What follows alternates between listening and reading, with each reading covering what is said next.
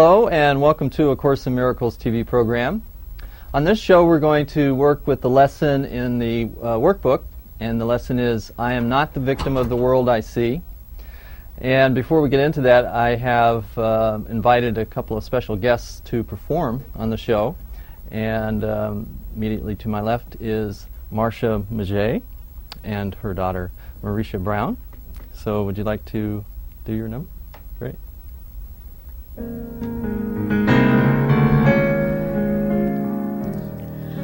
We are the children of the world. We have power to change our reality. We are the future. We are one in our search for the truth. We are the answer to the prayer of our fathers. We stand with our heads up high. We are the future. We take pride in our life, and we believe in our life. We will receive in our life, all the goodness that our love can bring. We are the future. We are one in our search for the truth.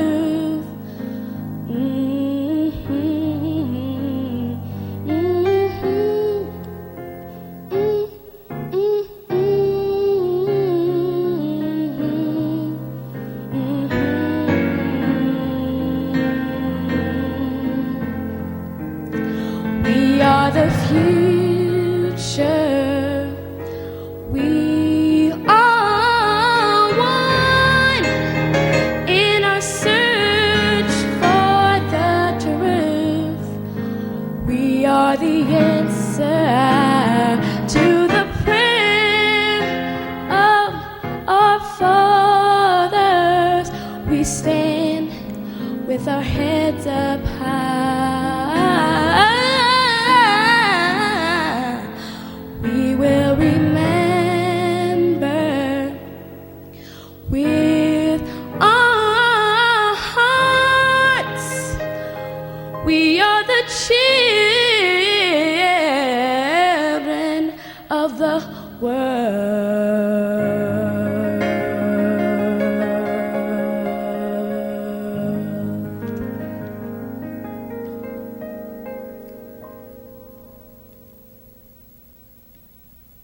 Thank you. It was beautiful.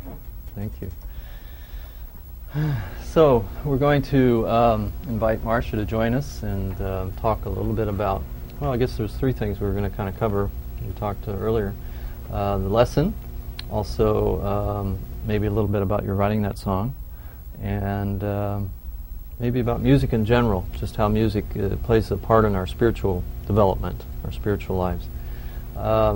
You want to talk a little bit about the song, how it came for you? Or sure. The song I wrote at Miracle Music for children at Miracle Music about 5 years ago. Mm-hmm. And I wanted to let the children know that they had a power within themselves and a personal responsibility that they had toward themselves to be the best that they could be. Mm-hmm. And to really take charge of their lives and to speak up for what they believed in. And it's the kids' favorite line in the whole song is, "We have power to change our reality," and they like to really belt that one out. So you have, if I remember correctly, you have this going to be performed in a larger sphere. Is that correct? Where was that again? We're performing it at the Bammies this year on March 5th. Okay, great. And you have a chorus, a large... 10 children are 10 going children. to be We were going to singing. try to get them in here, but I guess it didn't work out. I guess not. Would have been Next too many. time. Next time. Next Yeah, time. great. Okay, great. And you wrote that at Miracle Music. That's interesting. I've been the director of curriculum and music teacher there for 5 years. So this is an organization or establishment? Or? It's a nonprofit music school located in San Rafael. Oh, great. Miracle Music School. Great. And you also do performing at on Sundays, right, at the Golden Gate Religious Science Church? Yes, Perform I'm the there. music minister there. Yeah. And we try to provide a variety of musical experiences for people's spiritual growth. Wonderful. Yeah, I've seen you perform many times. Really enjoy it. It's fun. Yeah. Well, let's see. So the lesson that we want to look at in terms of the Course of Miracles is lesson 31 in your workbook. I am not the victim of the world I see. So again, that kind of fits in with the song a little bit, that rather than being powerless, which is what we feel sometimes, what we may experience from time to time, that we actually have a power within us that's greater than our own perceived strength, you might say. And how did you feel about this lesson? I gave it to you a little earlier, so you had a little time to look at it. Well, I always like to define words, and when I was looking at the word victim, I wanted to define what victim meant. And I think when you look at the word victim, it means that you can't control the situation. Someone has done something to you. Right. And that doesn't give you any choices. Right. And once that you can remove yourself from the victim mode, then you do have more than one choice to take the personal responsibility for your problem or whatever situation comes up. It lends itself very much to realizing the power within, like you said. And the Course itself is basically about helping us really to perceive life differently, to help us access what it calls the inner guide or the inner teacher or Holy Spirit. And the lessons themselves are designed to sort of undo what we've learned. At least the first part of the workbook is about what the Course calls undoing. That we've learned a lot of things in our lives growing up, and through our educational process, through our parental and our family and things like that. They have to be sort of unlearned, you might say, and new information be put in that's more accurate, more correct about who we really are. Because when we were growing up, a lot of times, at least in my life, I wasn't told exactly who I was in the terms that we talk about in the Course, that I was a spiritual being, that everyone else is a spiritual being, that we all have an infinite power within to access that's there and available at all times. Rather than that, generally, not so much my parents, but just in general, the society doesn't teach us that. It sort of has another view of who we are, changes a lot. Sometimes we're animals, sometimes we're machines. You know, it kind of changes as the fashion goes. But spiritually speaking, throughout the ages, right down through the ages, we've been taught that we are something greater than what we can see with our eyes. And that song that you both did was really beautiful to really bring that into our awareness, especially children, like you said, to start early. Well, the nice thing about children is that oftentimes they are accessing their creativity, which is what you're talking about, is accessing your creativity. And I think that as children get older, we need to watch as parents, as people who care about children, to make sure that their minds and their hearts stay open and that they remain creative human beings, because I think that if we're going to break patterns, it requires creative thought.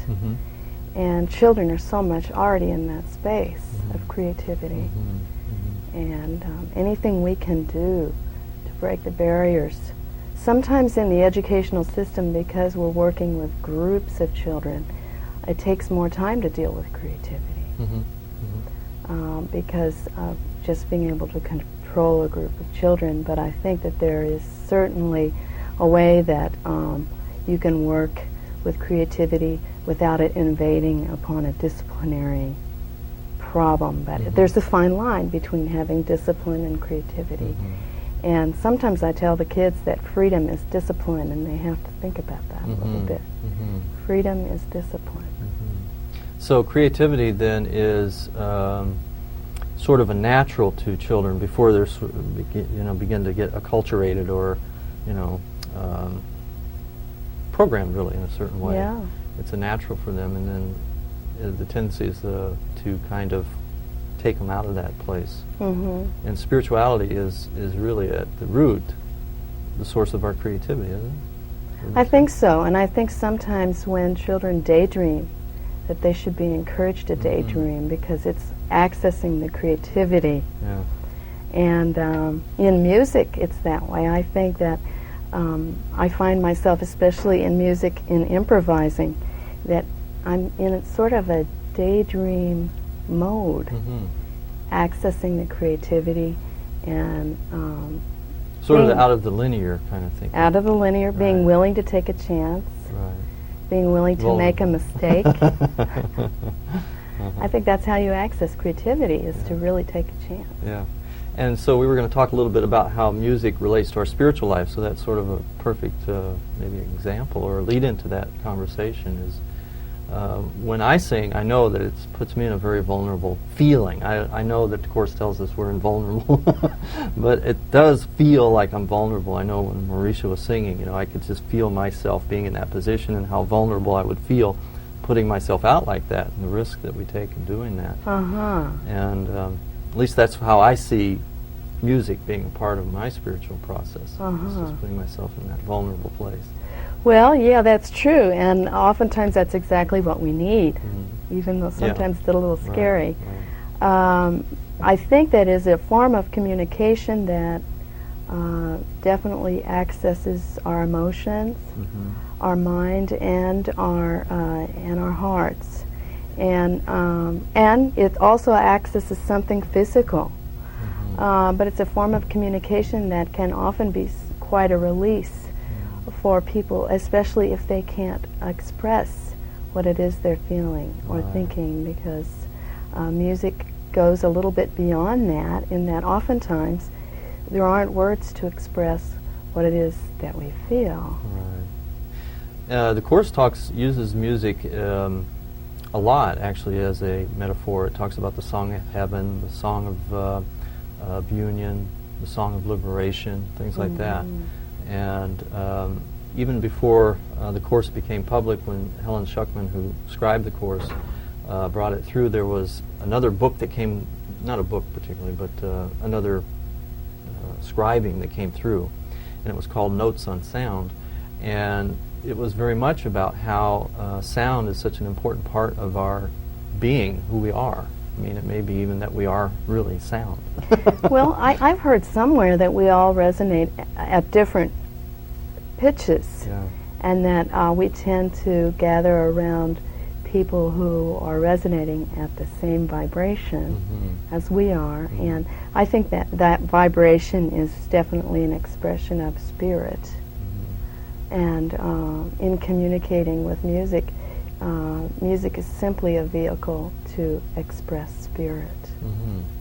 And it's so much fun when we can get together with other people and sing, isn't it? I mean, especially when you're singing something that's inspiring or, just fun even. It is fun, and it's a way to join. I always want to make sure that adults understand that they shouldn't judge themselves so much when they do music, because it's really about expressing spirit and not about making things sound a certain predetermined way. Or, Right, exactly. I know that's where my first judgment started around music, was when I was a child, actually. What was your judgment about yourself? Well, I was trying to play a cornet, I think it was called, a cornet, and the teacher, I was in the public school, and the teacher, I was so bad that he wouldn't even let me in the class.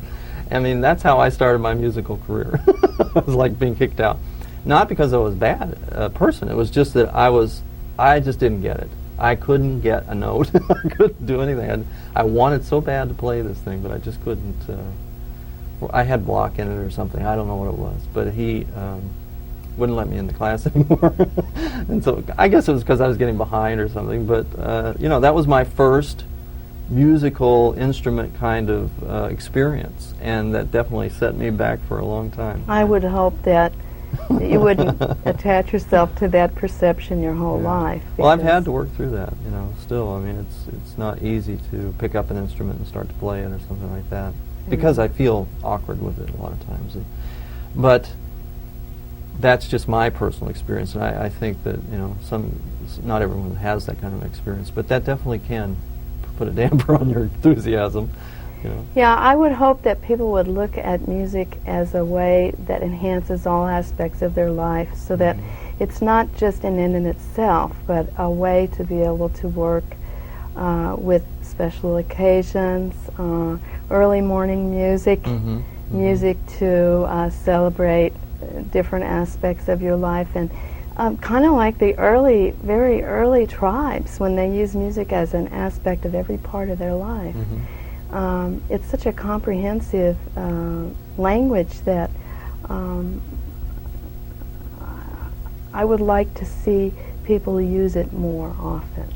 I think, what was the movie called? Close Encounters, where they had the notes and stuff like that. I think there's really something to that. I think if we could not communicate verbally to another race of people or whatever, someone from other worlds or dimensions, musically we could, because I think that would be something that they may not understand our words, but they could pick up the sound and the feeling of the sound. And it could be very intimate communication. Very intimate. Music's quite chanting, for example, chanting through the centuries. It's always been a large part of the Eastern tradition of religion. And even ours, in the Western world, we have Gregorian chants and choirs and churches and things like that. It's interesting, when I was growing up, I went to a church that didn't allow music into the church, did not allow musical instruments. The only thing we can do is sing without instruments. I don't really know where that started, but it was kind of strange, that they didn't allow any kind of musical instrument. And that's still the case today, by the way. There are certain churches in the South, I think, where you cannot use a musical instrument because it's something about, some quote from the Old Testament or something that they've latched onto and said, well, you're not supposed to use musical instrument in church. You can sing. So it's really interesting to me. Do you like to sing? Yeah, I like to sing. I do. I don't go, I don't do it a lot, but I like to. Yeah, it's fun. I like to be in choirs. So then I'm not the one being focused on. Sticking out. Yeah, right. I can blend in. We were, friends of ours were at a woman does a once a month get-together where people just, she kind of gives you enough space that you can make any kind of noise, and you just start making noises, either singing or humming or toning or chanting or something like that. And I really enjoyed that, because there was no right or wrong, no right way to do it, no wrong way to do it. Everyone was doing it perfect. That's great. Yeah. It's a great experience. It's a great way to begin to let out your voice a little bit. It again goes back to the whole idea of creativity, because with creativity there really is no right or wrong choice. It's just what is personal to you or what is appropriate for you. Right. So I am not a victim of the world I sing. That's a good one for me. I'm not a victim of the world I sing.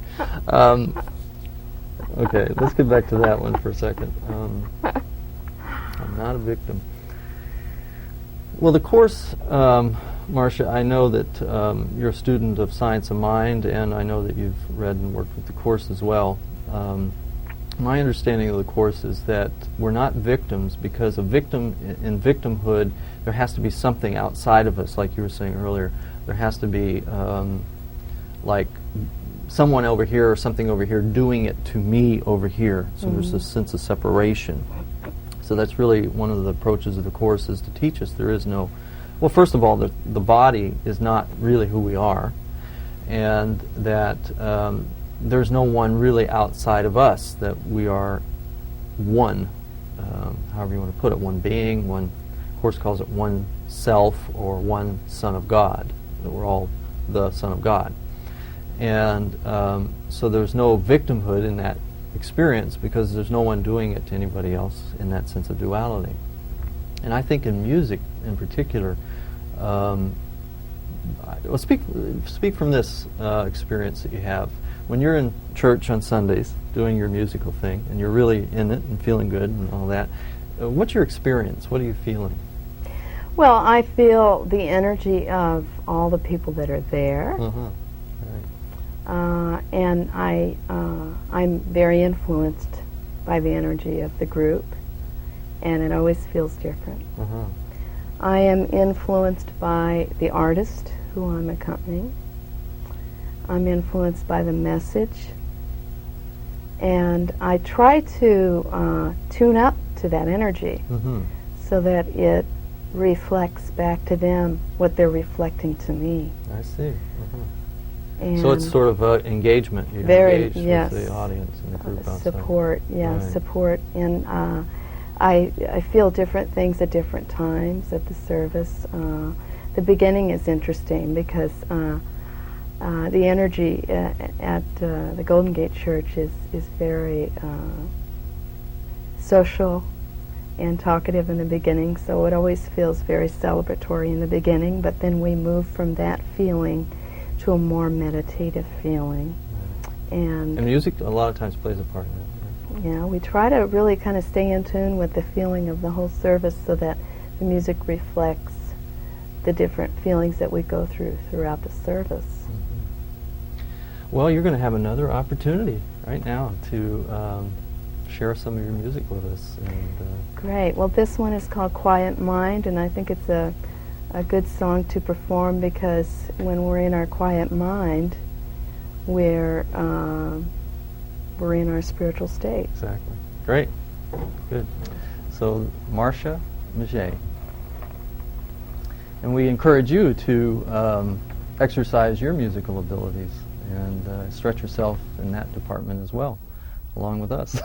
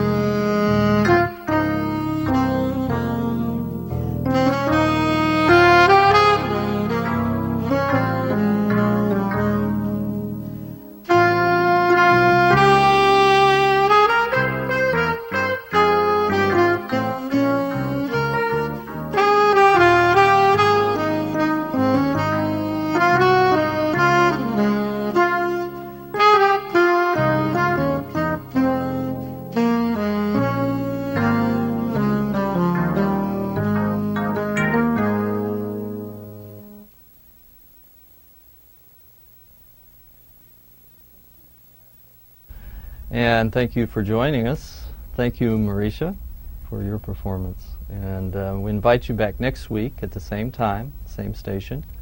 And in the meantime, sing away, play away. Have a great week. God bless you. Goodbye.